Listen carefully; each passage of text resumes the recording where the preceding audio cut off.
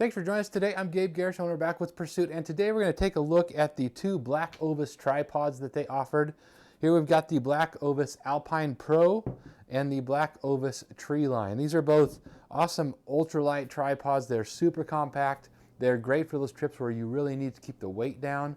So I'm going to go over what the differences are between these two, where you might use them, where you might not, and where they're going to be the most useful type of tripod that you may want to select, and go over how they perform for us in the field when we were out using them here this last fall, and how they perform with the different optics that we tested them with. Really appreciate it. If you like our content, go ahead and subscribe and follow us on our Facebook and Instagram pages. Check out our website, backwoospursuit.com. A ton of gear reviews over there, and I'll put a link to all those down in the description for you so you can check it out for yourself. Let's dive into this review.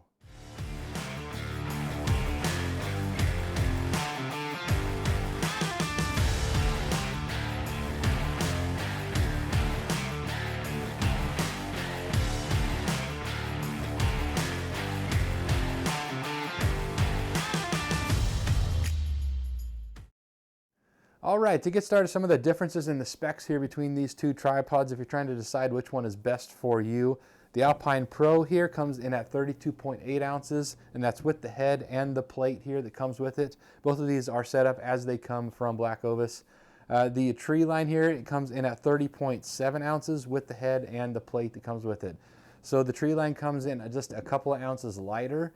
And the primary reason for that is because on the Treeline you have 3 legs here that are identical, whereas with the Alpine Pro, 2 legs that are 3 section legs here, just like that. And then this section over here comes with a 4th leg that extends farther out than the other 2, so which is going to aid you if you're on a downhill slope. You can use that longer leg to go ahead and have more stability on those downhill situations where you need that extra leg, because I always find myself extending one leg farther down the hill on those steep downhill angles when I'm glassing. So that's where the Alpine Pro comes in nicely, and that's where you get the extra couple of ounces for that. Specs-wise, otherwise, they both come in at 15 ounces or 15 inches from the floor to the top of the head here on both of them. And if you take these heads off from here, the ground up to the top of the plate, or the bottom just underneath the head here, that's going to come in at just at 12 inches.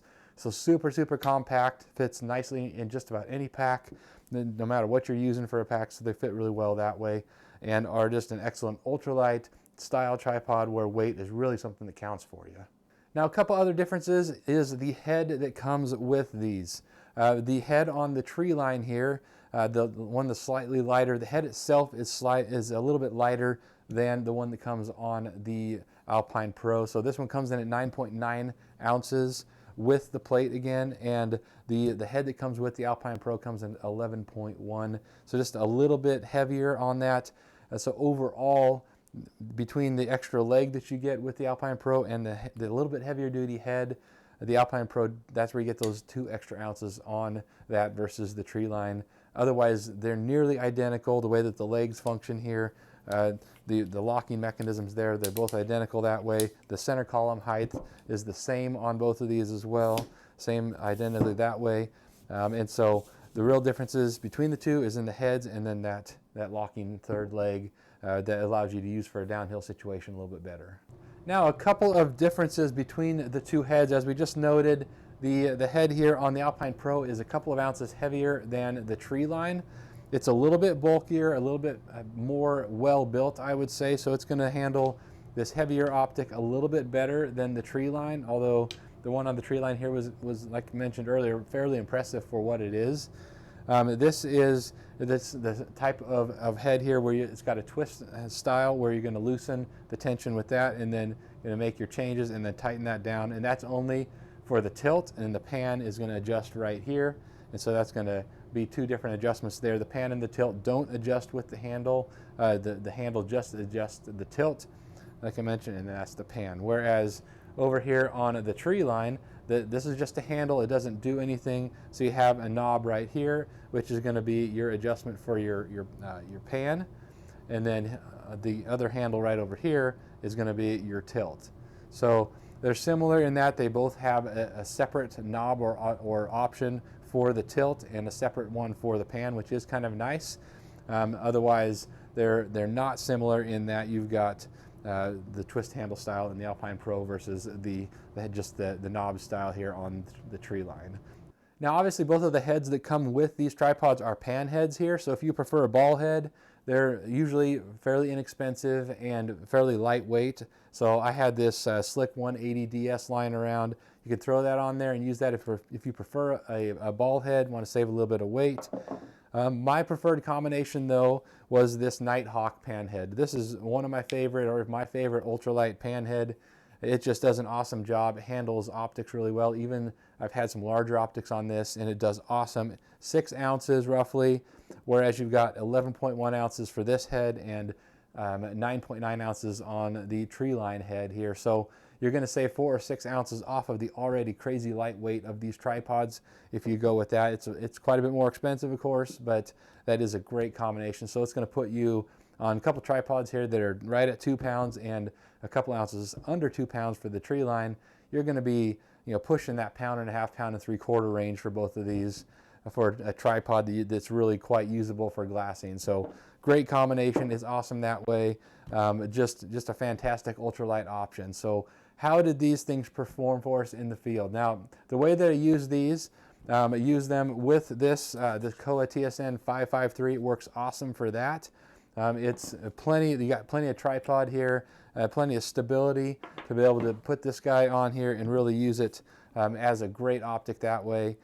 It handles the weight of this. Now this is a really, really lightweight spotting scope, 55 millimeter. It does really well that way and is plenty of stability for that. I also use this primarily, I would say, as tripods that I glass with my binoculars. So throw your binoculars on there, and it worked really, really well that way for a binocular style tripod. That's mostly what I use these for, but you certainly can use them with a spotting scope. Now, one of our crew members here used one of these big spotting scopes on this tripod right here with this head.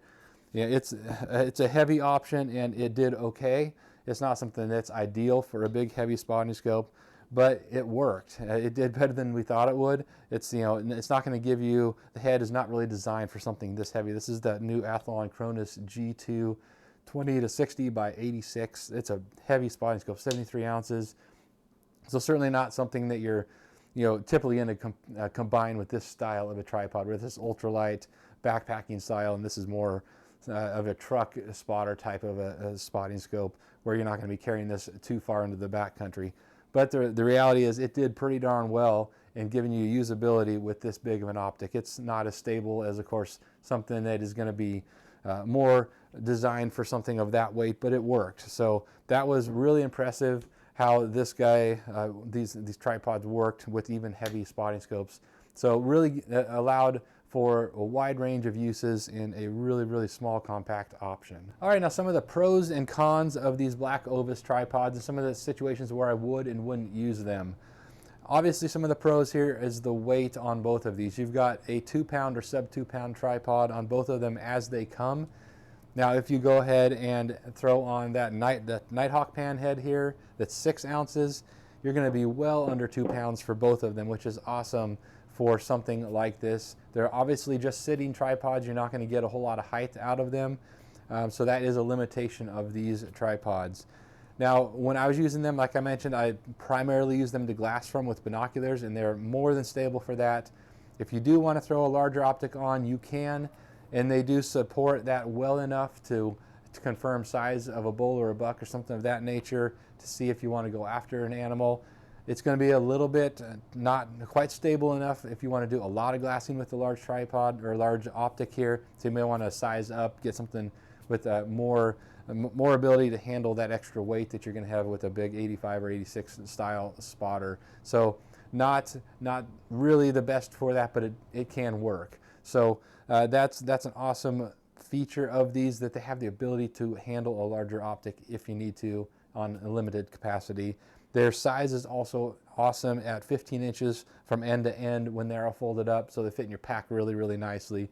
Really easy to haul around, and if you're all in with your something like this, where this Kowa 553 and this tripod and this guy right here, and you're well under 4 pounds total, that's pretty phenomenal for a glassing system and enough stability there to handle your spotting scope and your binoculars. So really an awesome combination that I found.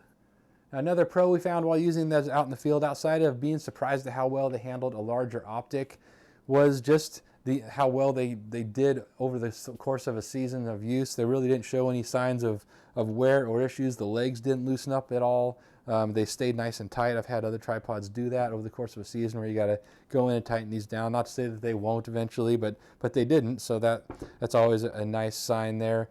There was really no signs or issues whatsoever that either of us had while we were out using these in separate times throughout the whole season here. So really, really fantastic that way.